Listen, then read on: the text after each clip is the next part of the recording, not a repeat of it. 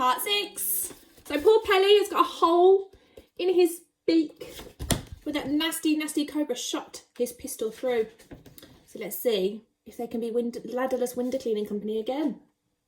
Don't you worry about that, my dear Pelly, said the Duke, patting him on the beak.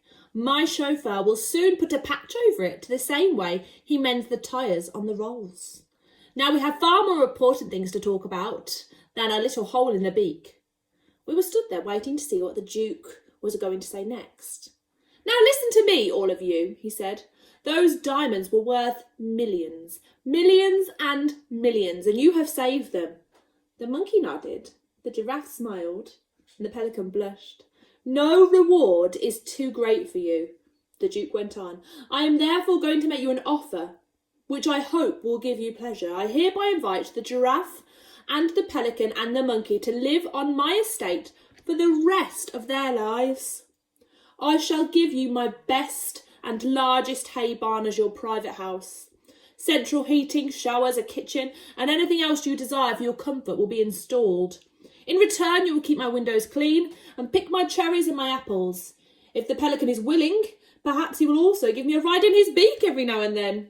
A pleasure, your grace, said the pelican. Would you like a ride now? Later, said the Duke. I'll have one after tea. At this point, the giraffe gave a nervous little cough and looked up at the sky. Is there a problem? Asked the Duke. If there is, do please let me hear it.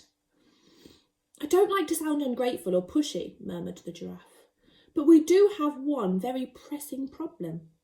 We are all absolutely famished. We haven't eaten for days. My dear Giraffe, cried the Duke. How very thoughtless of me. Food is no problem around here. I'm afraid it's not quite as easy as all that, said the Giraffe. You see, I myself happen to be... Don't tell me, cried the Duke. I know it already. I am an expert on the animals of Africa. The moment I saw you, I knew you were no ordinary giraffe. You are of the geranious variety, are you not? You're absolutely right, your grace, said the giraffe. But the trouble with us is that we only eat... You don't have to tell me that either, cried the Duke. I know perfectly well that a geranious giraffe can eat only one kind of food. Am I not right in thinking that the pink and purple flowers of the tinkle tinkle tree are your only diet? Yes, sighed the giraffe, and that's been my problem ever since I arrived on these shores. That is not a problem here at Hampshire House, said the Duke. Look over there, my dear Giraffe, and you will see the only plantation of tinkle tinkle trees in the entire country. The giraffe looked. She gave a gasp of astonishment, and at first she was so overwhelmed she couldn't even speak. Great tears of joy began running down her cheeks. Oh, what a happy giraffe. Help yourself, said the Duke. Eat all you want. Oh, my sainted souls, gasped the giraffe. Oh, my naked neck. I cannot believe what I am seeing. The next moment she was galloping full speed across the lawns and a whinnying with excitement. And the last we saw of her, she was burying her head into the beautiful pink and purple flowers that blossomed on top of the trees all around her. Oh, a happy giraffe.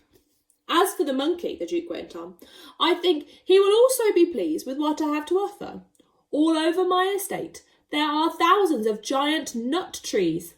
Nuts, cried the monkey. What kind of nuts? Walnuts, of course, said the Duke. Walnuts, screamed the monkey. No, walnuts, you really mean walnuts? You're pulling my leg, you're joking, you can't be serious, I must have heard wrong.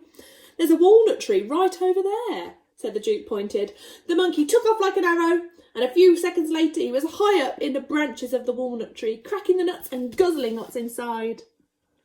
So you've got the giraffe there, eating the pink and purple flowers from the tinkle tinkle tree. Monkey there with his walnut trees. Oh, he's excited. Where's he going to get that fish from for the pelican? That only leaves the Pelly, said the Duke. Yes, said the pelican nervously. But I'm afraid that what I eat doesn't grow on trees. I only eat fish. Would it be too much trouble, I wonder, if I were to ask you for a reasonably fresh piece of haddock or cod every day? Haddock or cod? Shouted the Duke, spitting out the words as though it made a bad taste in his mouth. Cast your eyes, my dear Pelly, over there, to the south. The pelican looked across the vast rolling estate, and in the distance he saw a great river. "That is the River Hamp," cried the Duke. "The finest salmon river in the whole of Europe." "Salmon!" screeched the Pelican. "Not salmon!